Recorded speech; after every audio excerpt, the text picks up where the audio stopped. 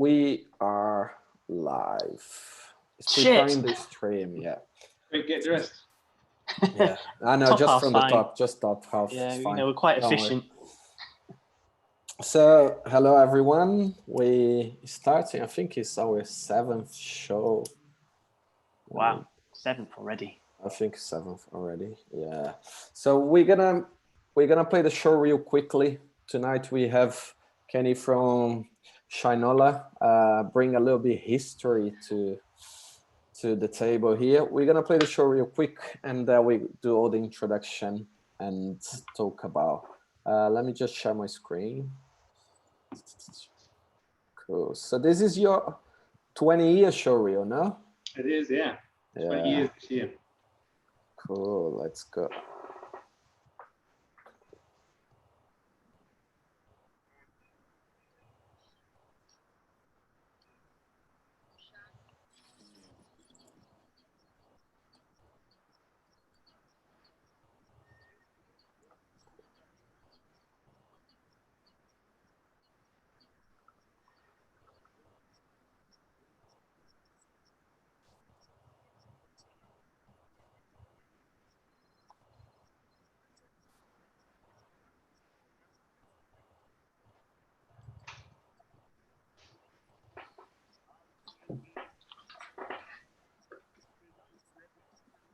I thought you were going to skip it. And skip to the end. Ba-da-ba-da-ba.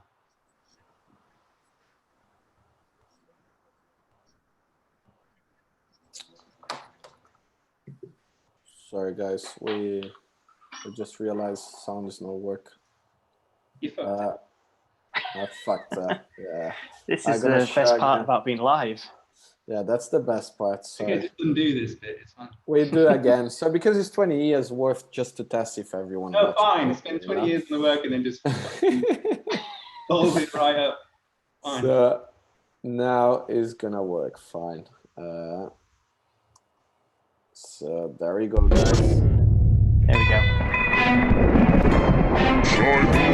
Don't know shit from Shynola.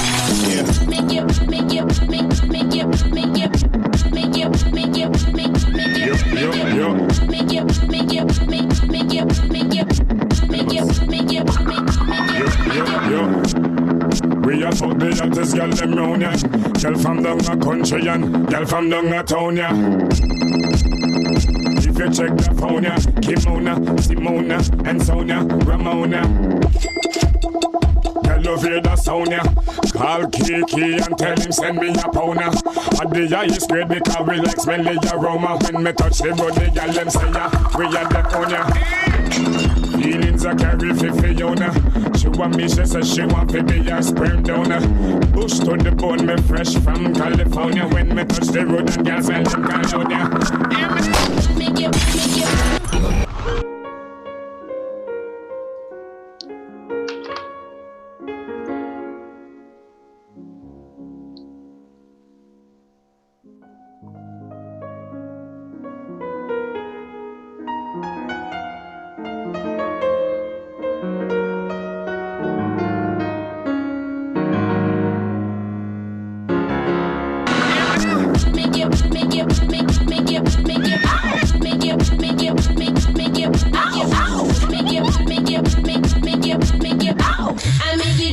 Vibrate like a Nokia.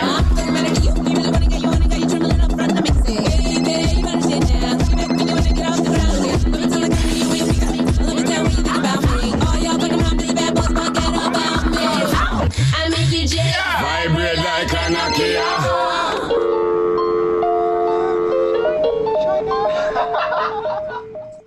Cool. Let me stop here. So we are back. Hey, sorry, I was just posting on social media. Oh my God. Like it was just the social media, no? Well, it was live stream related, so don't worry. So the first time seems like everyone almost wearing black. We have the Golden Wolf t-shirts. Today James can't wear these because I think he's too white British to wear. So people won't read properly and think he's just a Well, guy. I'm just worried that when people see the thumbnail, they might think we're a bit racist. Cool. So before anything, thanks so much, Kenny, to accept to come to the show and talk to us as well. Yeah. I think be nice, special. Normally we get quite a lot. Young generation doesn't know much about, They just don't know, man. They just don't know. they don't know. Even talk to you too, just in the beginning, brings a lot of memories, no? With old memory for us. But let's start. What you drink? What are you drinking today, Kenny? I've got I'm drinking slow gin. Whoa. What you drink, James? Black Sheep Ale from Mazem. I love the name Mazem, even though it's spelled Masham. But it's called like Mazem. a Maserati one, no? Yeah, sure. I'm just on a half pint of glass white wine. Oh, nice. White wine. Yeah. Just Jing was, the show sometimes take too long. My wife Jing was saying that I should drink a glass of wine because it makes me come across as more sophisticated than beer. I'm like, yeah. But not sure that's the right audience. That's why I put in the half pint, so it looks a little bit less sophisticated. Yeah, right. Oh, cool. So should we start with our main conversation, as always, talking a bit about coronavirus and related? So feels like we're getting out of this in UK, or at least Boris doesn't know much what to do. I don't think so, but Boris thinks. Let's hope there's no second wave. That's all. Yeah, it's not going to be the same for a long time, is it? It's not going to. No, not really. Yeah, it can't be. It can't be. Yeah, but a lot of people not realizing. Yesterday, I took my daughter to the beach. We thought, oh, it's gonna be quite a lot of space. Man, it was just mental. Like we left earlier because it was too many people. We said, it's the Dominic Cummings effect, isn't it? Yeah, it is, I think. Not to get too political. But. No. So let me ask you, how you guys being affected on the coronavirus? Did you guys feel? I know we've been talking a little bit in the beginning, and you told us a little how you guys were on the beginning with the live action and animation. But can you tell us how? Did you guys get affected with the coronavirus situation? A lot of people cancel work, or you guys kept busy all the time. How did it affect you guys? It hasn't massively affected our animation work because we all just sit in rooms in isolation anyway, don't we? True. How do you tell the difference? But obviously shoots aren't happening at all. And I was saying before, we initially were getting a lot of scripts that were meant to be live action clearly, and then we realized, oh crap, we can't shoot this anymore. Can you guys animate it? Even though it's not written or designed to be animated, and they've got no time and no money. And then we've shifted into a phase, I think, where people are like, okay, well, this will need to be animation because what else can we do? So a poor way of looking at the craft. And again, no, they're clueless about how long these things take.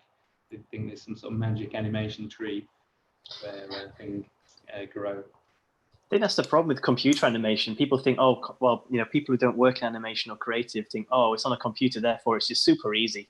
Done in no time. The computer does all the work. Yeah, exactly. We just sit there. Yeah.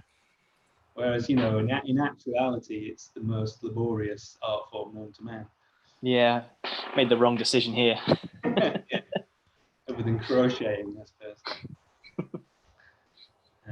But yeah, it's been. I guess it's been fine. It's as difficult as any other job in terms of then dealing with your home life and having to do just endless Zoom meetings. No offense. I seem to do more meetings than I used to do. All of a sudden, that's about. Yeah, that's true. I feel the same, and it takes a lot more time to get anything through now. But at the same time, it still feels quite novelty. I don't know. I never really I really hate conference calls and I really hate video calls. But Zoom seems okay at the moment because it's, I don't know, it seems a bit, I don't know, weirdly more approachable. I don't know why. I don't know why.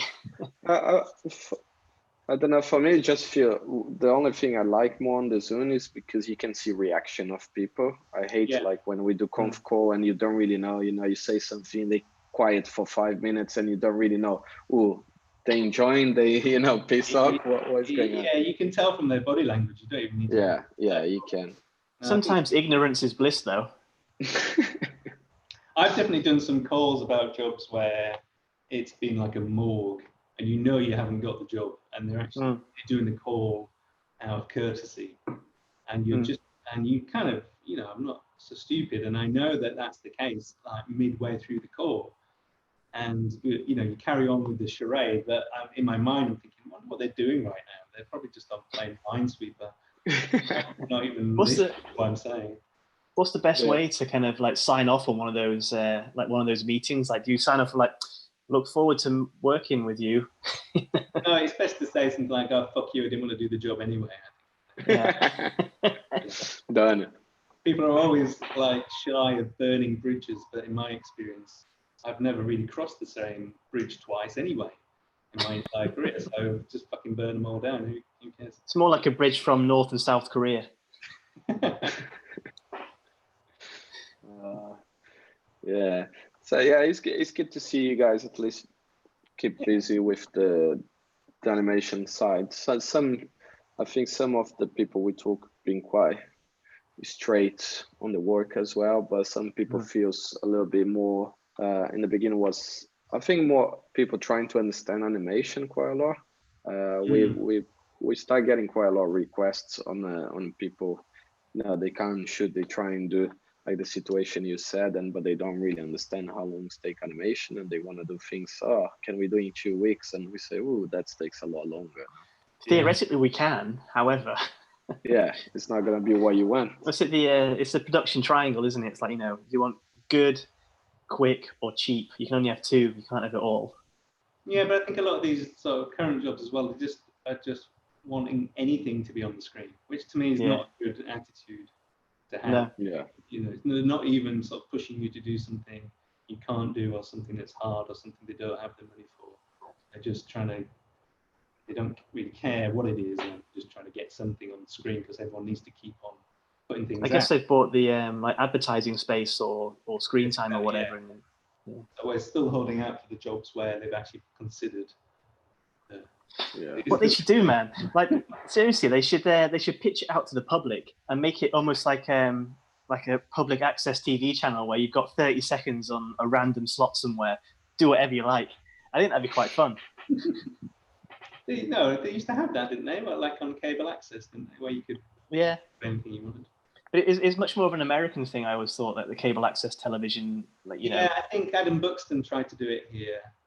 If you're familiar with Adam from Adam and Joe and the podcast, it's a very Adam Buxton type of thing. Well, I would say. I just remember him saying something about he just got nowhere near enough submissions, and a lot of them were shit, and so he ended up doing a lot of them himself, I think, and just to add out the show. So obviously, it's basically Adam's show then. But I think perhaps he was slightly ahead of his time. Nowadays everyone has access to, a phone which records perfectly good video and you can even edit on your phone. And we're living in a world of TikTok and Instagram. So, but maybe now, if you were to do a show like that, because it is everywhere, I guess it's more accessible in a way. I don't want to turn on television to watch TikTok. Or do I? Or do you? Yeah. Maybe we're just too old. Maybe the younger generation want that. Yeah. Yeah, it's true. It's true. So how affect you guys on work side? Because you guys, I think that you guys always work from home anyway, no? Or do you guys had like a physical place? How's it changed your workflow? It hasn't. I think they've been quite smart because we're now represented by Nexus, and we work at the Nexus building, and they were super fast on making it so that everyone could remote access into their computers here. So it doesn't really matter what quality machine you have at home. you're basically using the machine at Nexus. And in fact, I'm here right now, and during the daytime, if the monitors are on, all the monitors are all moving around, but there's no one in the seats. So it's like some sort of weird ghost ship. Man, imagine if someone was frozen for a while and then came back to life after like 50 years and just saw the world as it is now. It's like, yo, what's going on? Ryan, who's the IT guy here, and he's just running around. I said, you're like the caretaker looking after the matrix pods of these people. But just in the beginning of the year, we were doing a thing for Vice, the documentary series. Yeah. And we had one guy working on it, a really amazing guy, and he was based in Brighton, and we only saw him one day a week. Came into the studio here, and then we had a guy doing CGI for us in Berlin, and we had a compositor who was sort of flitting in it on and off on the job. And so if you're used to working in that way, where people are on different continents and time zones, people are working from home, and what doesn't really make that much difference. The thing we were talking about, I think before, about your body language and stuff. I think that's really important. Like if you're trying to give notes, I can say something and you might get the wrong end of the stick, or you might want to say, "Oh, do you mean like this?" And I'll go, "Oh, no, more like that." That's really vital. Whereas I tried to give some notes in an email, and it took me about 3 hours to write this one email, making sure that every word was, Especially if it's different countries as well, because obviously every country interprets them slightly different. Yeah. It's just about the sort of communication. Yeah. So it just means you're just doing this all the time. Yeah. This is fine. Yeah, it's true. Do you feel that is affecting more your production day as well? Because you end up spending more time, like giving feedback than you could just sit with someone next to the person and just have a chat and show things on the screen. But now, you need to write a lot more. You need to do Zoom calls. Yeah, I guess so. But I think, we're moving into a period now in our careers where we're doing that more and more anyway, overseeing projects rather than, in the past, we did absolutely everything. So there wouldn't even be those chains of communication. You're just telling yourself, get on with it, do it this way. Yeah. And know that looks shit. So we're having to sort of learn to deal with that. And we're sort of shifting the way that we work. Yeah. So if you guys always work with like talent from all over the world, so then it doesn't really matter where you guys are based so much. Like I think like studio location seems to matter less and less nowadays, especially post Corona. Basically everyone's just an internet connection. Yeah, it's only time differences that sort of screw you up. They can also be a blessing too. Like, if you've got stuff that needs to be done and there's like a plus 12-hour difference or whatever, then someone else can be working on a project whilst you're resting and you pick it up in the morning. So it can also be quite beneficial. That's good if you can work it that way. We were once doing a project for Japanese, it was Hulu in Japan, but the agency was in LA or New York, and to do all these calls and the reviews, it was just an absolute nightmare. It was always the worst possible time. Yeah, 3 time zones, man. 2 is okay. 3, yeah, especially if they're opposite sides of the world. Yeah, we got one in the middle and one on each side. How are you gonna deal with that? Yeah, I think helps quite. Like we set the studio in São Paulo last year as well, so we 4 hours difference. So for us work because we start 4 hours earlier in UK, and that they finish 4 hours later, so it's like a 16 hours day. But for me, as being creative on the project means, I still need to sometimes be late with the team just to make sure we get things set for the morning, and needs to wake up in the morning to make sure that everyone else can crack on. So sometimes works, but I think always someone's gonna suffer with that. Just don't go to sleep. That's it. Yeah. Let's do it. So maybe we should move off of Corona.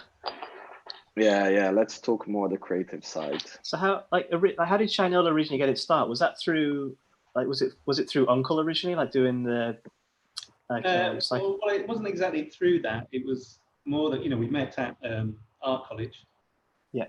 So it's just as sort of friends who gravitated towards each other. and we used to do a lot of self-initiated projects because we were just really keen to just do loads of work, and just don't think we were being taught an awful lot at college. You know, and there's nothing wrong with that. I think, you know, you go for the lifestyle. no, but I think that if you're proactive, the freedom you get, the time you get at art college is invaluable, because that's how you make all your mistakes and find your way. And so we were quite keen to sort of very self-motivated. So we used to set our own projects, and it could be poetry or writing music, or, you know, doing a canvas or a comic. We used to do all sorts, but where we would just do it in different pairs often, and just do things together. So even on a canvas, I might start it and get so far and then pass it to Jason, and he would take it and paint over some of my stuff and add some stuff and then pass it back. A bit like Exquisite Corpse game. And then you'd repaint your stuff again, saying, look, I wanted to keep that bit. Well, so, you know, what that did also teach us was how to sort of be humble about your work, and how to deal with being offended if someone has a different opinion, you know, because we're learning to work collaboratively. But there was no intention to set up a company at the end of it. We were just doing it for shits and giggles. And then when we graduated, or around before we graduated, in fact, we started looking for work. And when work came in, there were the sort of projects where we just all needed to sort of jump on it, and we were still living together, so we just sort of did it together. So it's quite organic then. Yeah, and then we just did it. I mean, I think that at that point, I certainly wanted to make music videos, but there still wasn't any sort of master plan. And we got the chance to do the uncle thing, and then straight away off the back of that, which paid nothing really, it was peanuts. But then how did that come about then? Was that just through your personal projects? No, I wrote a letter back when letters used to. Oh, did you? Yeah, in the post. You kids probably don't know about that. Like points of view, like dear points of view. It was a bit like that, and I wrote, because I read about Uncle and thought, they're never gonna. Oh, and they had all these graphics from Futura 2000 and Ben Drury, and it had this really strong visual style already when they announced the project. And I kind of thought, wow, that would be perfect for animation. So I wrote them a letter and sent them a VHS tape, and then they got back, said, actually, we need something, and we think your work's great, do it. So we're like, oh fuck, we're doing this now. So we had to do it, and then like you're basically spam emailing, weren't you? Yeah, I sent it out to all sorts of people. No, it was literally just them. Wrote one letter and they said yes. So it was a miracle, really. A guy called Andy Holmes there. We owe our entire career to him. And then off the back of that, they said, "Oh, do you want to make this music video for Quantum?" And then I think that maybe had like 8 times the budget. Wow. Still not an awful lot of money. And so we're like, yeah, okay. And we had to go at that. And we kind of thought that's probably the last video we'll ever do. We'll do it. Yeah. And then almost immediately off the back of that, we got offered something from Sony. I think it was Groove Rider. And that suddenly was like a lot of money. Wow. And we were like, screw our day jobs, you know. It's interesting that someone like Groove Rider would have like a massive budget video. Because back in like late 90s, early 2000s with his, what was the album? Was it Masters of Funk or something like that? I think that might have been the record, yeah. Yeah. Like to have an album like that, and it's you know, the drum and bass scene is quite underground even back then. To have a large budget video attached is quite. Well, I guess it was because he was signed to Sony, perhaps. I guess, you know, most drum and bass wouldn't have had a major label. No, not really. Anyway, so we did that, but then that was enough to legitimately say, okay, we'll stop our day jobs, because I think someone was still working at Blockbusters then. So me and Jason were working on Art Attack, you know that. Art Attack with Neil Buchanan. With Neil Buchanan, yeah. They were doing. I love that show. They were doing the ginormous props. So but you know, that was like, you know, screw that. We could actually make a living from doing this, and it's really good fun. We can do our own Art Attacks, guys. Yeah, basically, we don't need Neil Buchanan anymore. Has he got a T-shirt or a jumper? He must have. No, just sour memories. Just sour memories. Um, so yeah, and so there was no plan. I think we'd inadvertently sowed the seed for being able to work together as a gang and not fall out, and not be too precious about everything, which is quite difficult in any group or double act or band. Any group where you're forced to be together and doing something creative, you need to learn how to navigate those arguments. I think that's probably the most difficult side of being creative. That everyone's got, if everyone's good at their job and everyone's got an opinion. Yeah. But then you have to learn to take criticism as well as give it. It's quite hard to have that balance. I think, especially when you're coming out of. I think it's one of the big things that they don't really tell you at university when you go into the professional job. People are quite precious over what they're doing. It's like, yo, step back. It's not, it's okay. Yeah, and I think learning to work together, but also I think learning to sort of park your ego, because the attitude I always try to have is what's going to make the project best it could possibly be. What's the right answer to the problem of the creative problem? And then if someone says something that's going to improve it, they're great, But if it's just about, oh no, I want to do my idea over your idea, there's no. That's not a collaboration, No, but it's not a valid argument. It's fine to say, I don't think this is working all right because it doesn't feel right, and everything's subjective, so it's difficult. But I remember and I don't know if might have been a cheese dream or something, but I swear there was a documentary that I saw with you guys on it back late night Channel 4, early 2000s, and it was to do with Uncle, and I think they showed some group of people making a music video, and it was basically shot in a student house, and that I'm sure that must have been you guys. Yeah, that would have been us. Yeah, but it wasn't a student house. We were post students then. But yeah, for years afterwards, we lived together, and we used to.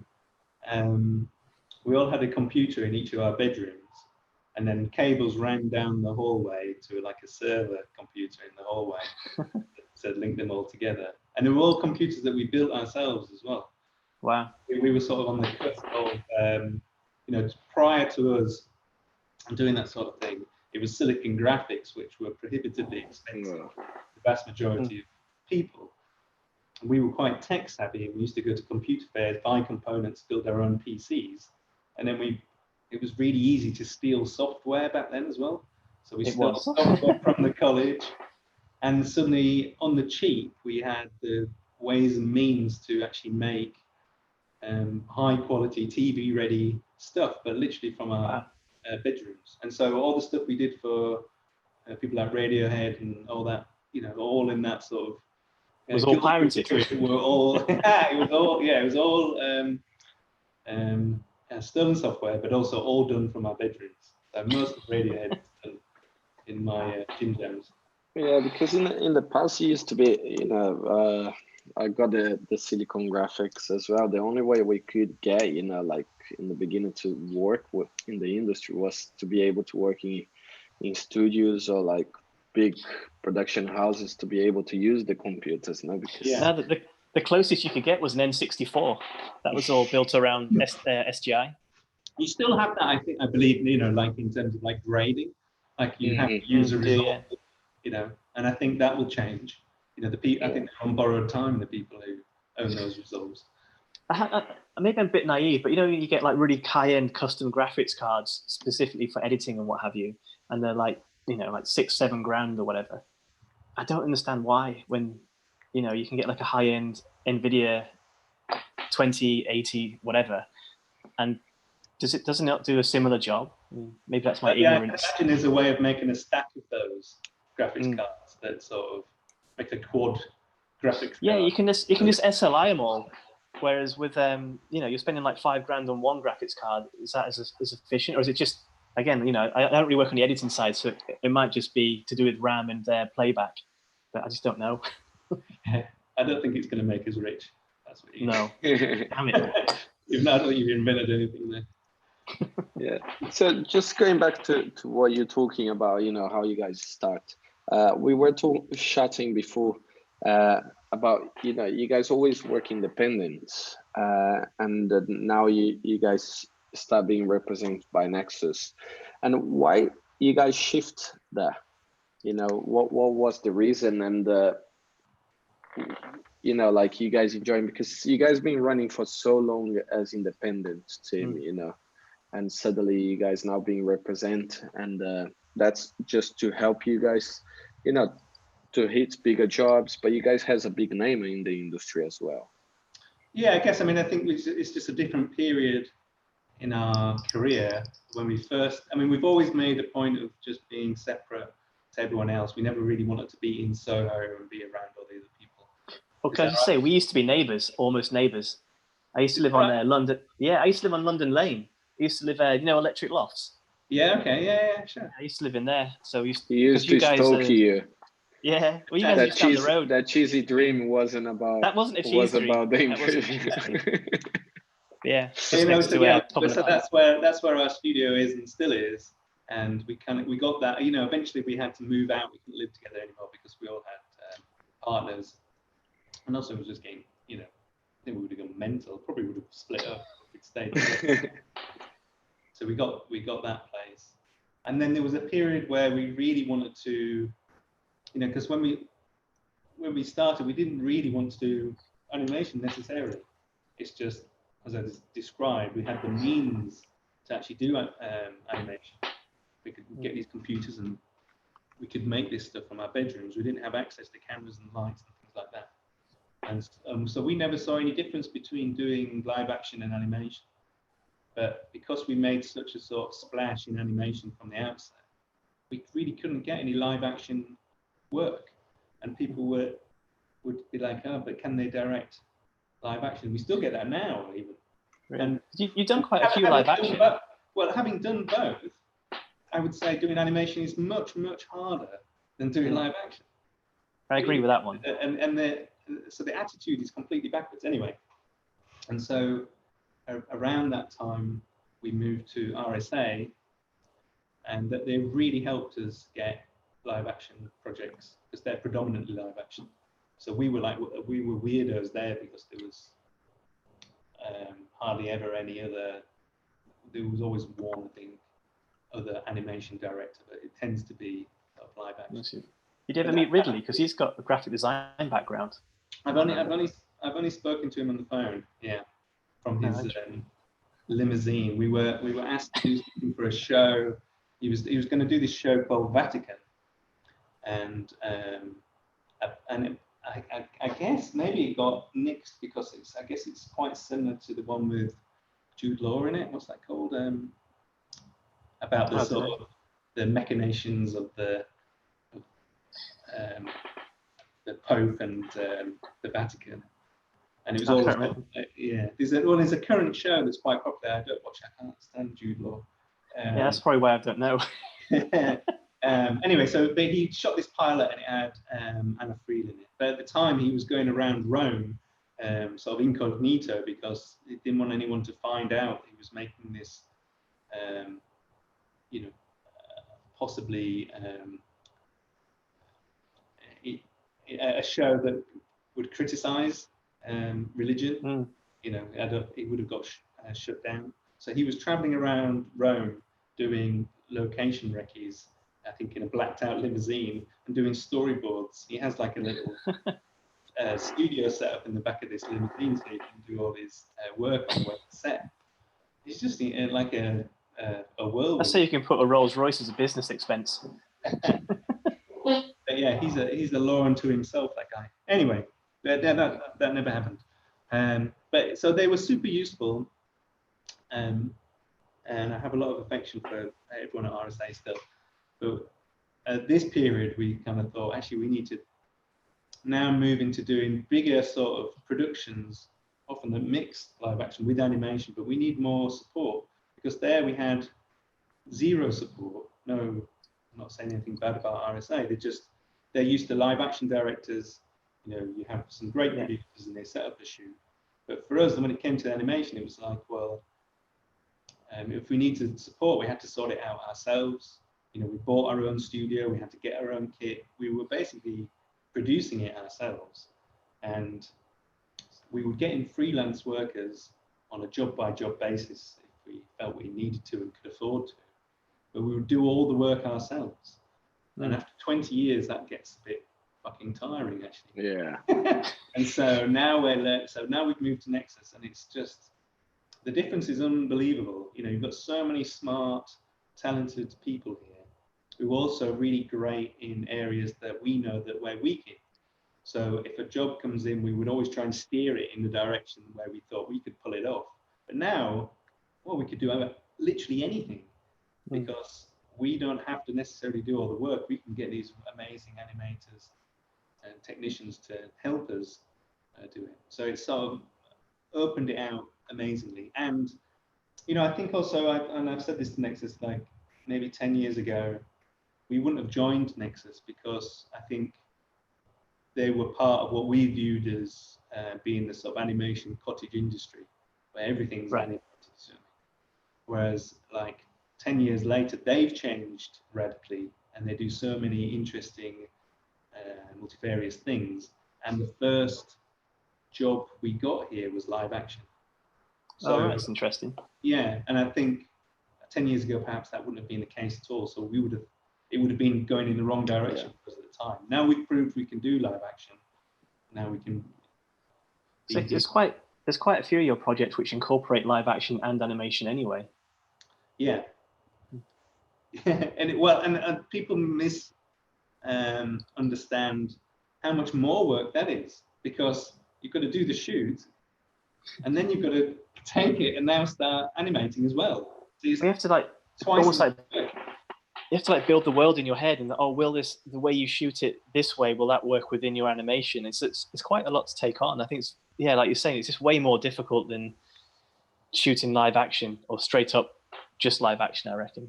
Yeah, I think so much more to consider. With live action, if you've got a talented director of photography and good talent in front of it, any idiot can do it. And the DOP needs to understand animation as well, because there's been some cases where the DOP is like, oh yeah, that's you know, I want some really nice you know, shallow depth of field. It's like, no, don't shoot it shallow. We'll do it in post and fix it. You know, so it depends on. I think the DOP needs. That's the phrase on the set all the time. Fix it in post. It drives me crazy because I'm the post. Yeah. Yeah. Thanks a lot. Thanks, guys. And I think as well the live action people, you know, sometimes don't realize, you know, I think the client mentality, what we're talking before, client doesn't really understand the animation side. And when live action costs so much to set this everything again and reshoot anything, so the clients never go back, you know, to reshoot anything. On animation, they always think it's the magic button that animates everything. Well, yeah, because it's open. It's Andy Serkis syndrome. That's what it is. But if you've shot something and then they can legitimately say, okay, well, we did 5 takes. Let's have a look at the 5 takes that we did. This is the best take. Okay, so we've got to use that one. So that's the one you're using in the edit. With animation, you've got endless scope to meddle, and it goes on forever. And you can change it, of course. You can change everything. You can totally change the characters, the camera angle. You can change all of it. But, you know, that is to then throw all your hard work in the bin. Yeah, it's quite hard. I think it's really hard when clients don't understand, and that's really kills the vibe as well of the work. You know, even if the client want to throw the money and say, all right, we have the money to change, but it just kills your creative, you know, side. And you just don't really want to. If someone kills your idea, it's like, that was good, that one. I have to do this crappy change and make it look worse. It's quite demoralizing.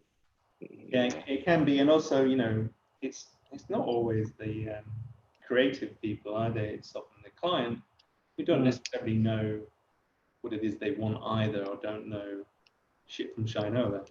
And if I can use that phrase, that's the first time I've ever slipped that into conversation. This is quite good gin, I have to say. And you know, whereas I think our best commercial work has been where the script has been really wide open. There's hardly been any input, and it's pretty much bare. And we've had to come up with everything and it's all been done under duress as well. So it's been done really quickly, and then we do something completely original, and that always really stands out and seems like a genuinely good piece of work. But those circumstances aren't normal circumstances. Normally, by the time you've received a script, they've had endless Zoom meetings about it, about this and that, and beaten all the originality out of it. And ultimately, often a client doesn't want something that's original. They just want to say, "Oh, you can buy these panty liners now." They don't care about the art of animation or doing something. The art of panty lighting is, I've always thought it's been lost. Whereas, we're always trying to push to do something new. Perhaps the client doesn't actually really care for that. Mm. Actually, speaking of like your previous projects, you've always worked with some amazing people. Like, when you're saying about creative freedom, how was it like working with? So you got like Charlie Brooker, Chris Morris, and Garth Jennings. They're all super creative people and seem quite collaborative. So was that the case when you were working with those guys? Yeah, I mean, when we worked with Chris and Charlie was still kind of he hadn't done Black Mirror or anything yet at all. Is he still doing cartoons at Computer Exchange? He was. What was he doing there? He was still doing TV. Was he finished doing TV Go Home? So he was fairly new and fairly quiet, but a really amazingly funny guy. And we used to go for these meetings with him and Chris down in a Greasy Spoon, in an Italian cafe. And so those meetings were insane, and I've sort of remained friends with Chris since. And he's got a brain like no one else I know, in terms of like the way he's thinking all the time is always really on, but also sprawling. So you can go for a meeting with Chris or just to go for a coffee with Chris, and it can be 3 hours long, and you've kind of achieved nothing, but you feel like you've had a whole year's worth of conversation condensed. And it's really like a data blast from the really amazing. Master. But there was definitely a period on Nathan Barley where we just read that that if you registered your website with a Cook Islands address, it was .co.ck, so your address was Cook, and we thought that was hilarious because we were like young guys. And it's still pretty hilarious. We went into this meeting. We said, "Oh, you'd never guess what we just read," and they were like, and they just lit up, and they were like, "Well, that's going in." And then afterwards, we thought, "Wait a minute, they're just meeting with us to get ideas for really shitty things for Nathan Barley to do. It's based on us." Right. We find funny. You guys have got was it Geek Pie Hair or whatever it was? And I think at one point they were asking us to be in a scene, and we were like, "I don't know, actually, because we might go down with that ship." You know what I mean? Like, I don't know. Man, there's a lot of great people in that TV show. Like watching it back, like periodically, I watch it to ground myself. Yeah. But there's so many like great actors in that TV show and actresses. It's amazing. Yeah, and sort of ahead of its time, but also sort of a bit like, unfortunately, like the Day-to-Day or Brass Eye. You feel like he's absolutely speared his target, but to no effect. Like TV news didn't suddenly overnight then go, "Well, wait a minute, this is what we're doing. We need to fix this." If anything, it's got worse. And same with those sort of panorama type programs. And you've only got to walk around Shoreditch, and it's not smartened up at all. No, still the same. It's still the same. I do want to know how Chris Morris's. I still want to know how Chris Morris's mind works. Like when you come up with, do you ever watch Blue Jam or listen to Jam? Yeah, of course, yeah. And he has, like, how do you fix a baby with a plumber? Like, who the hell thinks of that? Well, it's just, I guess it's like an element of. He goes to dark places. He definitely goes to dark places. But I think also he was quite frustrating to work with at the time because he's sort of the way he works is the enemy of animation in terms of he'll think of an idea and he'll feel like, yeah, that's great, and you'll go with that for a while, and then he'll like have a totally different idea or a different take on the idea, and he's consistently honing it and trying different things. So it might start off with a baby in a vacuum cleaner, and he will keep developing it until he finds what he thinks is the best possible version, you know, constantly refining and tinkering right up until it goes on air. But that's obviously not great for animation. Yeah, I imagine that's really tricky, actually. It's quite frustrating for who works as well. No? Yeah. So out of all the projects you've done, like which has been your favourites? I always used to love the like junior senior project. I mean, you know, I love a lot of your projects kind of thing, but I don't know, that one always stands out because it's just so fun and energetic. I like that one because that was the first one. They used to play that on the big wall of screens as you walked into Topshop. Oh, did they? And so suddenly I was on the radar of my auntie, you know, because normally I'll be doing something like lamb chop, and you know that's not anywhere near her circle. Suddenly the Venn diagram of my auntie, you know, so it felt like we entered into like popular art at that point. So that I was always quite fond of that one. But in terms of an experience, working with Chris and Charlie was one of the best experiences. But I think also working with Radiohead was just incredibly fulfilling because we were big Radiohead and still are big Radiohead fans. And then I don't know what, I think because of that, we suddenly really pulled it out of the bag when we got the gig to work with them. The quality of our work just shot up, and I'm still really proud of what we did. I don't understand how we managed to do it. So it feels really good to have done something for one of your heroes that you feel really sort of So talking about the music video, because you guys used to do, you know, still, but the past used to be a big thing, music video. I think music video used to help quite a lot, like creative people, you know, like especially new directors coming to the industry.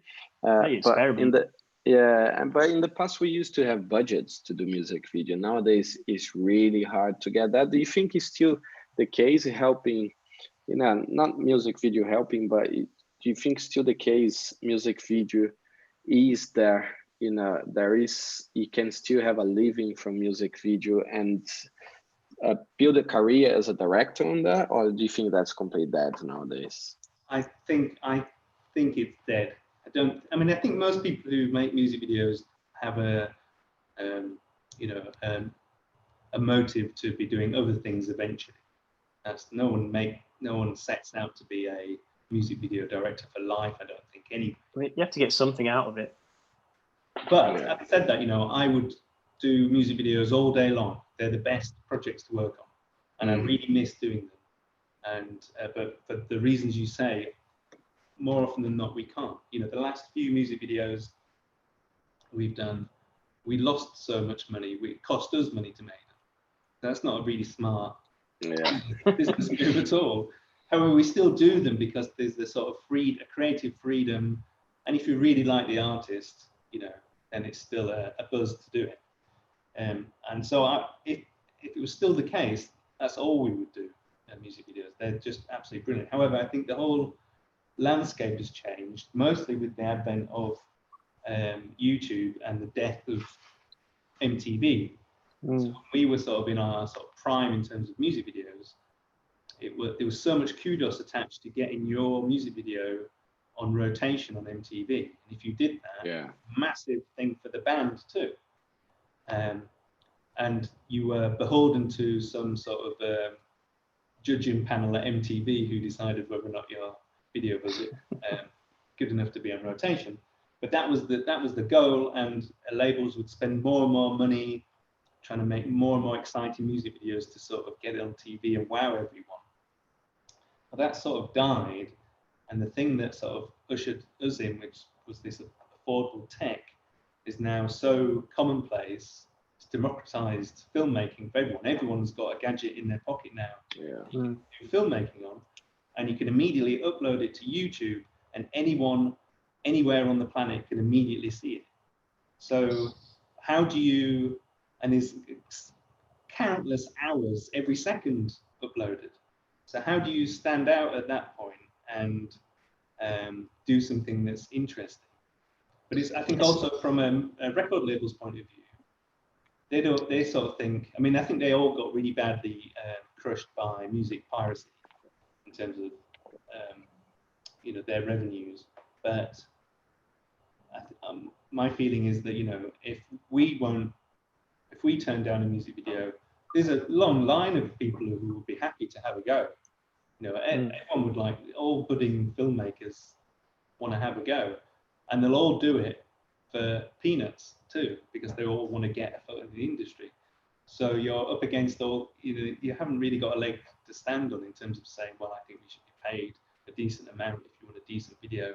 They'd be like, well, screw you, we'll just get this guy to do it, because we're just making content, we're not making art.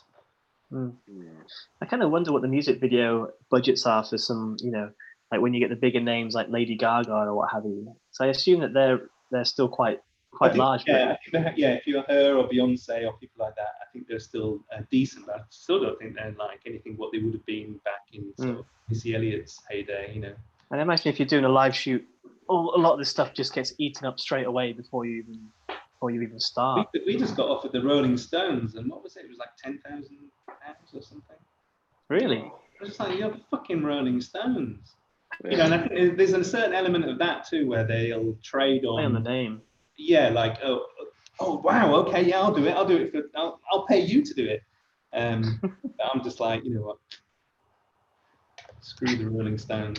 I think it is. So we're out there, brothers. For the new generation, is still opportunity. You get your name involved. But in the past, I don't know. I moved to London about 17 years ago. I used to work for full time, and the first gig I got as a freelance in the beginning was is for music video, and we used to do a lot of music video. I completely forget the name. They used to be on Camden. They used to represent a lot of music video directors, and that's the only thing they used to do. And Oil Factory, was it? Which Oil one? Factory? No, I don't really remember the name. They used to be just down opposite. You go into the station to Camden. If you come from Camden and just turn left and go down to Soho, okay. They used to be just there, and they used to have a post-production house called Dirty UK, and they used to do a lot of music videos there, and I used to work with them quite a lot. But in that time, they used to have quite a lot of money, and it was quite a pleasure to do it, and you get involved with big names. But now, I think it's one thing you said, you can get like freelancers, you can get people from everywhere, and people can record things on the phone and they can put on the YouTube. So it's quite difficult to compete with that as well, Yeah. I think it turns to be really hard to get the same vibe we used to have in the past with music videos. So Times and it's changes, always someone that's gonna do for free, doesn't need the money. And I think in the past it used to be more like, I'm not gonna say like hardcore, but it used to be more people used to do for the love, Yeah, I sort of think it's slightly backwards because still now a music video can enter the zeitgeist and get like a billion views, and so why record labels don't sort of realize the value of that and actually put some money towards actually making really good ones. I don't know. I don't really understand. Like that Childish Gambino video that was just absolute everything. You couldn't have hoped for better promotion of him, because millions and millions of people all over the world who'd never heard of him, never heard his music, were now watching his video, and that's the best sort of promotion for him as an artist. No point just making videos for people who already like him. This is now exposing him to the entire planet, and that was just a really well-made music video. So it still has that potential to reach such a huge audience. Yeah, I think that the whole social media aspect is quite a blessing and a curse. You get people like Childish Gambino. Obviously he's got a name for himself and knows how to. He's really good in his social media game. Like that video is like right place at right time kind of thing. But then having access to like Vimeo, YouTube, Instagram, TikTok, like it's all great, but because there's so much content, it's just the risk of getting lost so quickly is just crazy. Yeah, well, even you know yourself, if you're looking through Twitter and you're sort of scrolling, you see something, and there might be something that's genuinely the best thing that you've ever seen in your entire life, and you just scrolled past it because it's just in a ticker tape feed of stuff. Yeah. You know, and how you actually get your piece of work in front of someone, I don't know anymore.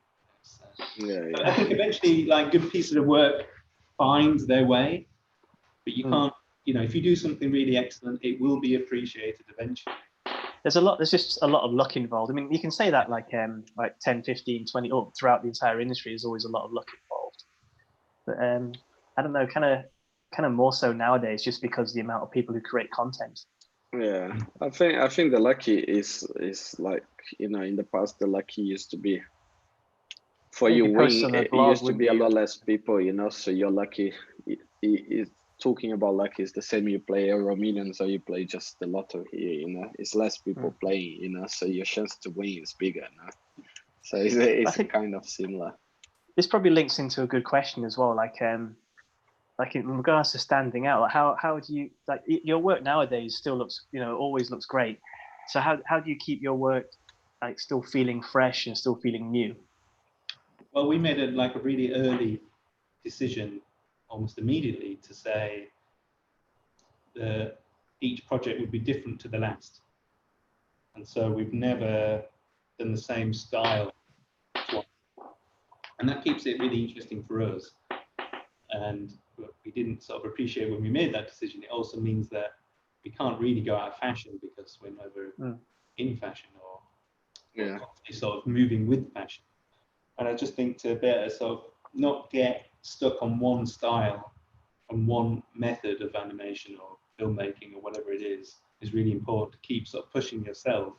So for us, like every project that we do, as soon as we get the gig, is a bit of like running to the toilet, like, right, how are we actually going to pull it off now? Because often we'll pitch something as well where we take pride in trying to do something that hasn't really been done necessarily before, or not in the way that we're doing it, because to us, to show the audience something new is the main goal, because that's what original art is. But that often means that there's no off-the-shelf way of achieving it, or no piece of software or plugin that's going to do it for you. Yeah. So there's always an element of like, okay, some sort of invention, but also doing it by the seat of your pants on every job. That just keeps it really interesting for us. But then, you know, like I say, each subsequent job looks different. That also has a massive downside for us, which is the people commissioning work often want to know what they're getting. So they're like, oh, we're making a jewelry advert. Who's the guy who does the amazing jewelry adverts? Oh, it's this guy. He's got 30 jewelry adverts on his reel. And they're all kind of mediocre. And he'll get the job. I think we'll make a really interesting jewelry advert, but they won't even look at us because we haven't got any jewelry on our reel. We've got loads of crazy shit. And they look at us like, well, if we commission these guys, I don't know what we're going to get. You know, whereas, I mean, they've got a video with nipples in it. Maybe we'll get that. Exactly. There's probably something on our reel that they really don't like as well. Yeah, I think it's hard. The clients always want something they saw before, right? Yes. And if you don't want to take too many risks. Doing the opposite of that, you kind of shoot yourself in the foot. Whereas I'm always trying to say to people, well, if you get a video made by us, whether it's a commercial or a music video, it's going to be totally original. It's going to be not like what everyone else is doing. And it's going to be really interesting and turn people's heads. That's often not enough to win you the job, unfortunately. Yeah, it's true. Yeah, you were right. Was Draw Pictures in Camden, the music video company. Oh, okay. Yeah. Ed Brown on YouTube asked a nice question. I think worth. He's asking about the music video. He said, so what do we direct to break in if not music video? What do you think is, like, let's say, the new music video format for new directors that want to jump? Is a short film, or what you think is take place of the music video for new directors? I think you can create a portfolio for yourself just on Instagram now. I think that's the way to do it. In fact, many years ago, we had this young guy from Ireland write to us. It's called David O'Reilly. Do you know who David O'Reilly is? Yeah, I know David. Okay, so he was just at college at the time, and he wrote to us saying, "Oh, my tutors don't understand me. I don't really know if I should be doing this course. Blah blah blah." And we have a look at my work, and we looked at it, and we're like, "Holy shit! The work he was doing, the work he was doing at his age, compared to the work we were doing at that age, was just mind-bogglingly good." Yeah, he was out of. You don't need to be on that course, we said. So that was the advice we gave to him, and you just need to put together a portfolio. And so he's like a really kind of lunatic sort of a guy. I hope he doesn't mind me saying. And he did this thing called polyphasic sleeping, which is something they do in the army, where you kind of sleep for 45 minutes only, and have a nap, and then you carry on, and then you carry on for so many hours. And so he did that for like, I don't know, let's say 3 months. I can't remember. And just did all these bits of animation, and basically made a show reel in that time, and then just went out and immediately got work. But I think you could, in a similar, you don't have to do all that crazy sleeping, but I think you could easily put together a look for yourself, which was just a load of short pieces of animation on something like Instagram or your own website, where you establish, okay, this is the thing that I do, and this is, if you want me to do your project. It's a good format for that. It's nice to have like concise, like 10-second animation ideas, and just put them on Instagram and see what other people think in a way, like kind of confirmation that, oh yeah, that works. It's quite nice. Instagram in that more of a sort of a portfolio way. Like I follow lots of painters, and so all my feed is just painting, and there's no pictures of anyone's dinner in my feed. It's all art. And then I've had chats with people in Korea and Philippines and Australia, people I wouldn't normally ever meet. And it's a really good way to sort of, I don't want to say network, because that's not the reason, just to actually meet like-minded people, and, get tips and inspiration. You can use Instagram in a really interesting way. It's a good connective. But how do you know you're going to get on if you don't see what they're eating? There was one guy that I followed him for ages. He does the most amazing life drawing, and then he posted a picture of his hospital bed, and it made me feel incredibly sad. Oh, wow. Because I was like, "Oh fuck, what's wrong with him? I don't know him." So I started writing to him, saying, "Are you okay?" Well, because I felt like I knew him. I guess you had a connection through the artwork. So long, but anyway, he was fine. Hello, if you're watching. Actually, it's funny. We David O'Reilly and I think Chris from you guys came down to our first ever SNE Evil show in Brick Lane. So I remember speaking. Yeah, I remember because we did a project called Pass It On, and you guys did a film with David Shrigley, I think it was. Yeah. Was that the thing where the ambulance tipped the coffin over the edge of the cliff? Probably. I've not watched it for a while. I remember David coming down because he had ridiculously pointy shoes. Did he? Okay. Yeah. Yeah, he's a. It was our first show, no? That was our first show, yeah. Yeah. But I'd like to get David on. I love his work. His work's amazing. Yeah. Like he's just really nice stuff, and all his. It's just an interesting creative. All his video games, like his Mountain and his everything on the PS4. David's been pretty fearless, to give him credit, and has managed to sort of carve out a sort of like a persona for himself.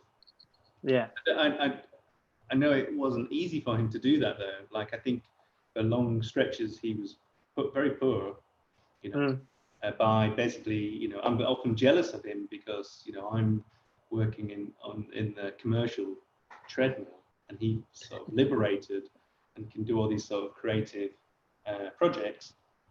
But I think for a period that certainly came with it's a lot of sacrifice. Yeah, a lot of sacrifice. Yeah, but all credit to him. He's sort of, become this sort of almost like a mythical figure now. Yeah. What else? There's some other questions. So, as you guys been running for so long, 20 years in our industry is a long time. Yeah, is what you know? How do you keep on top of your game? How do you keep your work fresh? You know, so you guys always pushing further. Well, I guess the thing I was talking about in terms of just don't repeat yourself, that forces you to do something new. But also, we always make a point of being quite oblivious to the rest of the industry. And what I mean by that is we don't really follow what everyone else is doing, and who's cool and who's not cool, and look at too many other pieces of work that's in our world, because to me that's a bit like inbreeding. You know, it's better to get your inspiration from other places. If you only look at animation work, you're gonna accidentally start regurgitating, I think. So we don't really pay any attention to what everyone else is doing. So I think that's useful. How's that work out when you're over at Nexus? Because I can imagine like when you're in your own studio, it's quite easy to control that. But when you're surrounded by a lot of other really amazing creatives and all that kind of side of things, I don't know. You can't really help but chat to people and look at their screens or that kind of side of things. Yeah, sure, but I don't really know what anyone's doing half the time. You know, I think it's a good environment because you feel like, I better do something. Everyone else is busy. I don't get left behind. But there's so many. Like if you log into the server here, they have all the job folders, and it's just constantly sort of going through, and there's all these names of projects, and I'm like, holy cow! Like, what's this and what's this? What if I delete this one? And a lot of them often are, they have those. I can't remember what they're called, the closed room things. Like if you work for Apple, you've got to have a top secret room. No Samsung phones in here. And they. So often those projects you don't even know until they come out what they are. You're not allowed to know. So yeah, I mean, I don't want to sound arrogant about that. Oh well, we don't care what anyone else is doing. It's not really that. It's more, I'd much rather be getting my ideas from literature or painting or outside influences. I guess. Yeah, exactly. I think. If you just look at a non-stop stream of animation, then you'll either start copying it accidentally, or deliberately. Speaking of, and you're just doing what everyone else is doing. Speaking of influences, like the work that you guys do now, do you feel there's still like influence from obviously from like Gideon? Obviously, he passed away along 2008. But do you feel like spiritually he's still like woven into the fabric of your work that you guys put out now in some way? Yeah, I guess so. I think it's difficult to talk about a little bit, but we're so like-minded people anyway. Like I don't think he would disagree with. We'd often come up with similar ideas anyway. So because we came together as friends who had shared tastes. I mean, I don't know what he'd think about what we're doing right now, but I mean, I guess I don't know what the me from back then would think about what we're doing right now. You just keep moving forwards. But yeah, I think so. I think when he died, that was obviously quite difficult for us to carry on. One, whether or not we ought to, but two, just how do we recalibrate now so that now there's only three of us. And still, at Shynola, there's still an empty desk there, and it's never been a consideration that we would get a fourth person to sit there. So it's just like a very dusty shrine to him. That's kind of nice. That's really nice. I think that's very respectful. Yeah, I mean, I think I can't see how you would do it any other way. I mean, I think that has also then had an effect, on the way that we work, because ultimately we're like a quarter of our workforce down, and so whereas we might be able to handle certain things between the four of us, handling it between the three of us makes it difficult, and so I think it's meant that we've gravitated into live action, which is very doable with three people, and then also now to Nexus, where we have support a big team. It's interesting. It takes you down different, takes down different routes in a way that you would never necessarily have done previously because of necessity at the same time. And I think, what I do miss actually, and slightly contradicting myself, that, we do, although we all have a very similar opinion and we're like brothers and similar tastes, we all do also have our own independent thoughts and influences. And so I do miss that, what he would bring in, certainly.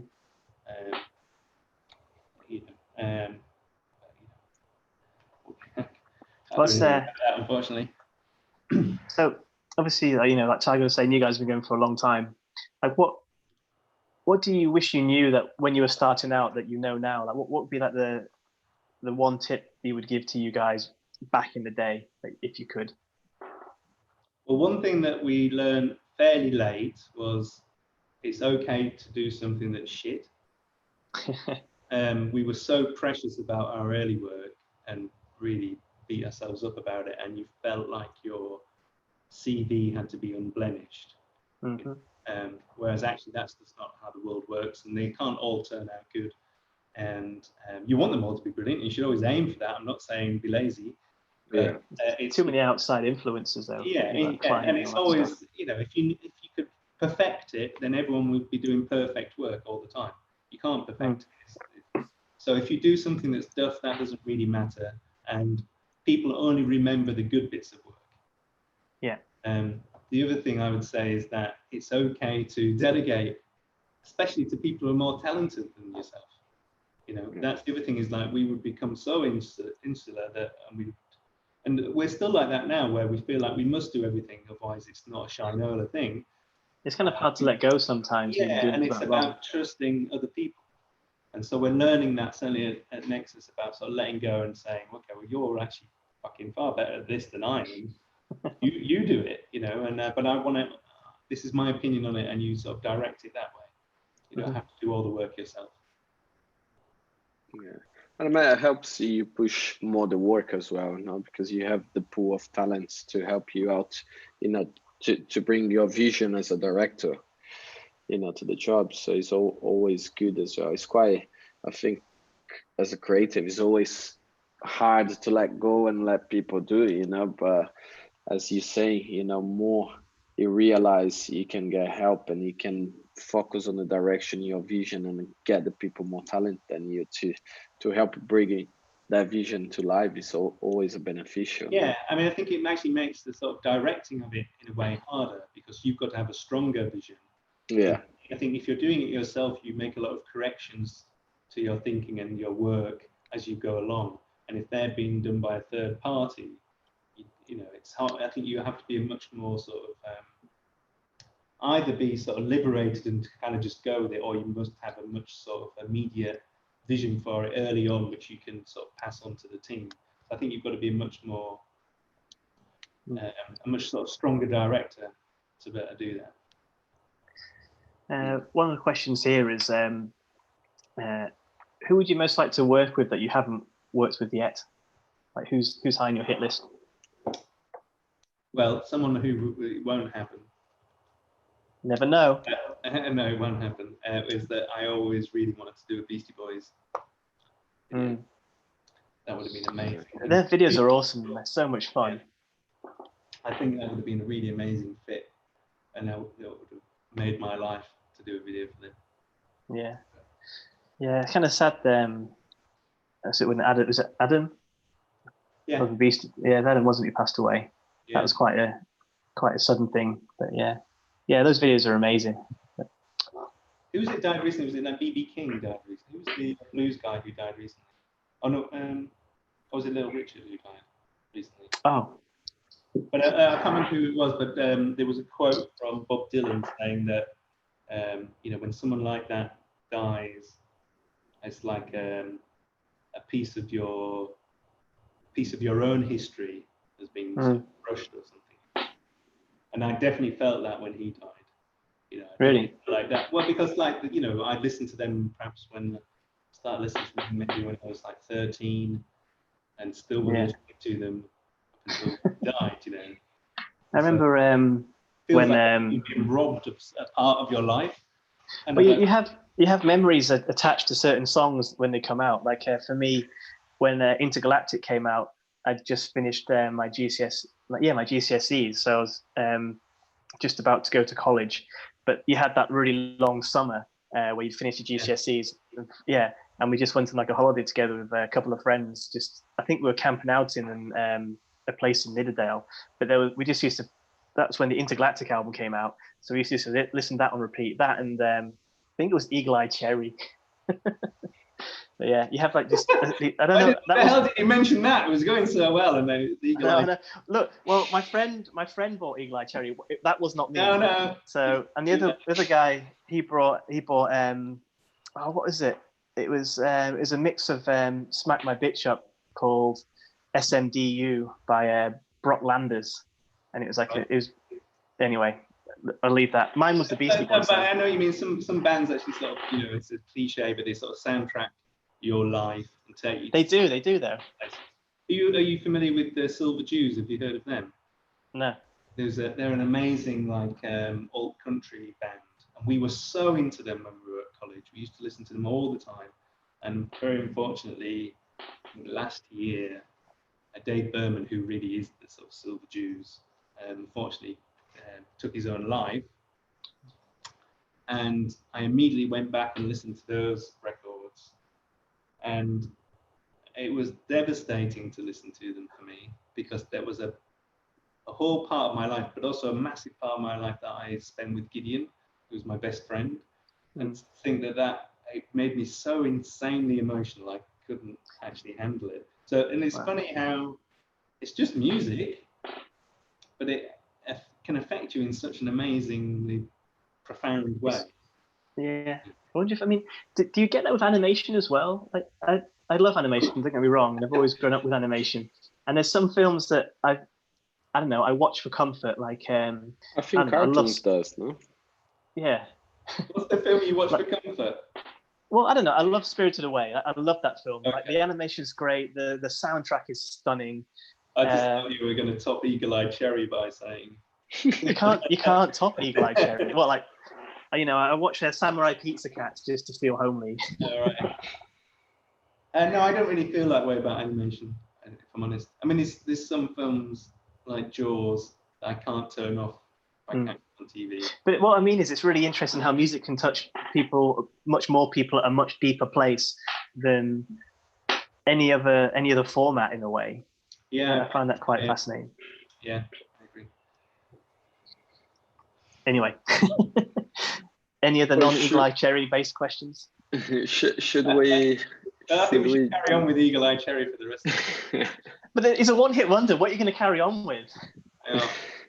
I'd forgotten about him entirely. But I bet you'll listen to it after this. Wait a minute, wasn't he like Nana Cherry's brother? I don't know. Probably. Is that right? Someone will tell us next time.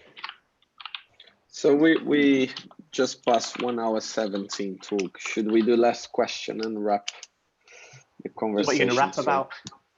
So we don't take. Should we take one question from the YouTube or? Yeah, I think do a YouTube question. Oh, actually, yeah, one of them kind of links into what we were talking about before we went live. Was Christopher Bain asked, "Are you looking into the future of real-time graphics and filmmaking?" So I guess that's like VR and other stuff. Yeah, I think the stuff they've done on The Mandalorian was just insanely good, and the news. I've not watched that yet. You've not watched The Mandalorian? No, it's really genuinely good. It sort of saved Star Wars, because I think it kind of lost its way a little bit there, the Star Wars films. But The Mandalorian. It's on my to-do list, and obviously I've seen like Baby Yoda memes, so I keep meaning to to. No, it's a clever show in that it basically takes the format of something like Rawhide, like a weekly western, and sets it in space, and it's just really good family viewing, I would say. Highly recommend it. But the technology, some of which is when you watch the show, is undetectable. Oh, really? They've done this 360-degree. It's like one on from what they were doing on Gravity, where they basically have like a 360-degree screen which is projecting live something from like an insane graphics card, a live rendering, game rendering. And you can see them, they're set dressing it. They're out in the desert, and they're like, oh, move that boulder over here. I saw the making of. It's crazy. Yeah. For the DOP, it's amazing, you know. But then to watch this. What you get is the exactly the right light on the talent. But also, I think they're saying in the video, then you can also shoot things like glass and hair and all these things that would have been a big no-no if you were green screening. All that's kind of gone out the window. And I think, it has kind of I guess it has limits, because everything needs to be a distance away from the focus. But it's just simply incredible. And then the graphics for the new PlayStation 5 even. I was about to go on to that.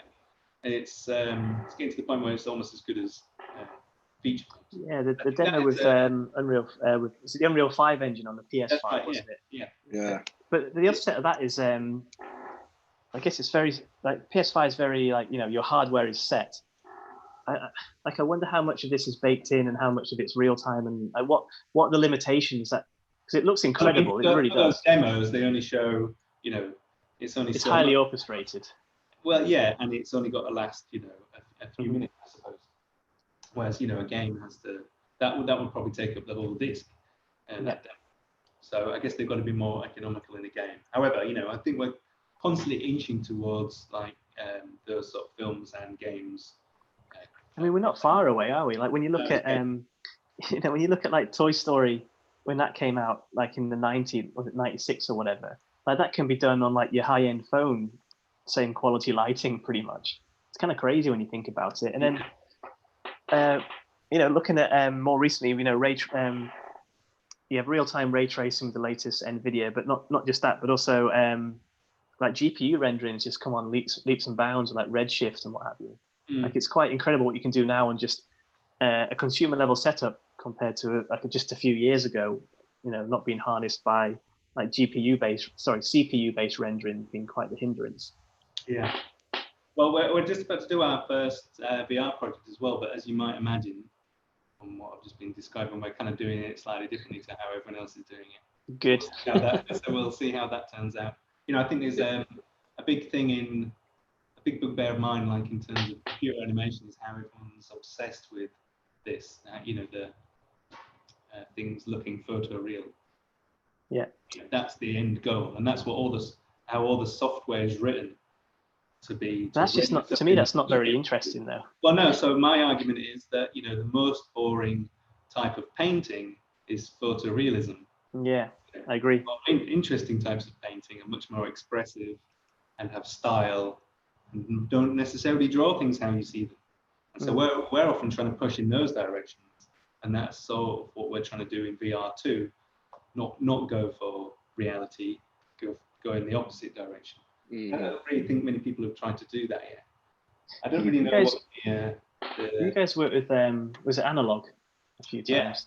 Yeah. So like Arvid and those guys, they do some amazing VR stuff, like the stuff they did for I think it was Bjork. Like I popped into their studios and tried it out with Arvid, and it's like, man, this is awesome. Like just pushing things into like really weird spaces. Yeah, I genuinely love those guys, and I think they've got an amazing ability of working with the limitations of that. Yeah, they have, yeah, and getting it to look amazing. Well, they're all incredibly artistic in their own right. They're not just incredible programmers, and it's hard to find people who are amazing programmers on that side and technically great, as well as with a great design eye. And those guys have both of them. Also, what I really like about those guys is I think they're kindred spirits in a way, because they're always trying to do something slightly new and different to what everyone else is doing. Yeah. Compared to like the big other, their bigger rivals, who I feel often are, certainly in comparison to Analog, jaded, not really trying to push the boat out. And it might be because of the sort of projects that they're seeing come through the doors, but there's something about Analog where they're always, when I see a new thing from Analog, I'm excited to see what it is that they've done. Yeah, definitely. It will be something I haven't seen before, most likely, So, I think the best outfit out there. Actually, Arvid said he was going to watch. I hope he's watching. I hope he isn't now. I've said that. Oh yeah, take it all back. You can buy me a drink if you want. Just get the discount on the next project. Yeah, we work with them all the time. It's they're really fantastic. And they helped us amazing on this Maserati project that we did, where they did a photoreal car that just looked sort of incredible. Yeah, I posted that on the SNE Drink today.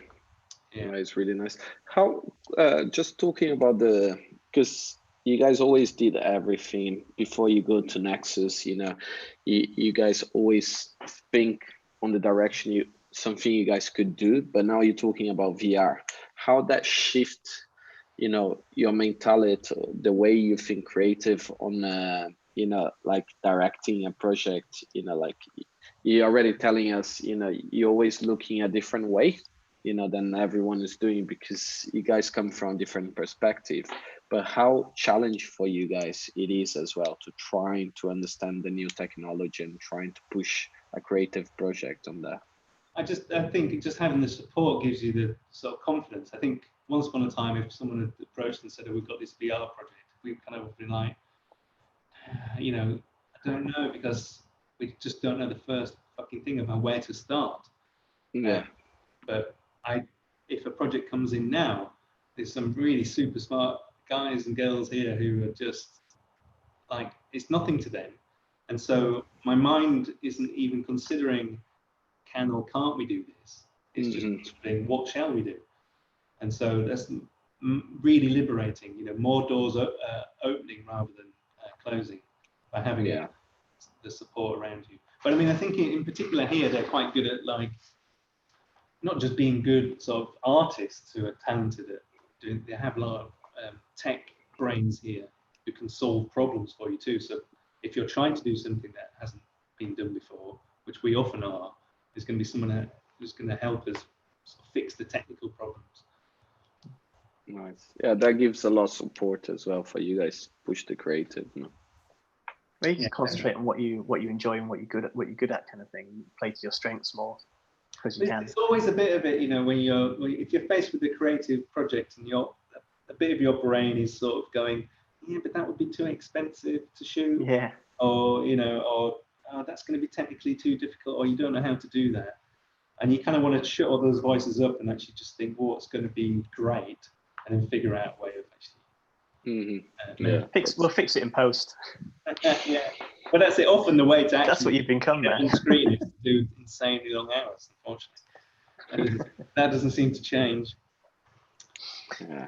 All right, shall we wrap it up? Cool. Yeah, we're just hitting 87 minutes. Sorry. No, it's good. It's been really good. It's been a pleasure to talk to you, man. And it's good to get you guys finally on here. Actually, nice. And it's nice to bring some good history for the young generation as well, watching and probably doesn't know a lot what the history of motion graphic animation wise. They don't know about Groove Rider. And rightly so. But yeah, thanks so much, man. It was a pleasure to talk to you. Thank you. Thanks again, and thank you guys. We see you guys next Tuesday. We're gonna join in next week. Yeah, the new speaker in the next day. So just keep. We just have to figure it out first. Yeah, keep watching the Instagram channel. So like, subscribe, and all the social stuff. Yeah, thanks so much. Thank you. Thanks. Bye. Let me